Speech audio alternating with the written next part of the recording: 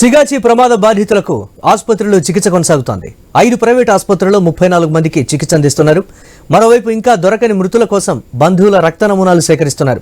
ఇదిలా ఉంటే 11 మంది మృతుల కుటుంబాలకు తక్షణ సాయం కింద 34 మంది బాధితులకు 17 లక్షలు అందజేసింది ప్రభుత్వం.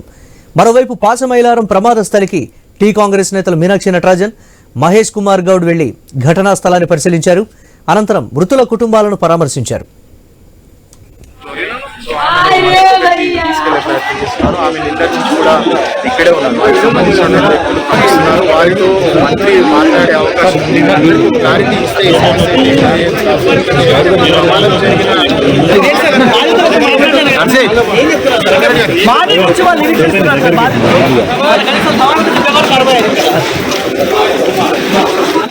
ఇంకా కొన్ని బాడీస్ ప్లేస్ చేయాల్సిన అవసరం ఉన్నది. ఆ కార్యక్రమం లోపల సజావుగా జరుగుతూ ఉంది. State disaster, national disaster management teams అని లోపల ఉన్నాయి. అందరినీ లోపల అలౌ చేస్తే అసలు పని జరగదు కాబట్టి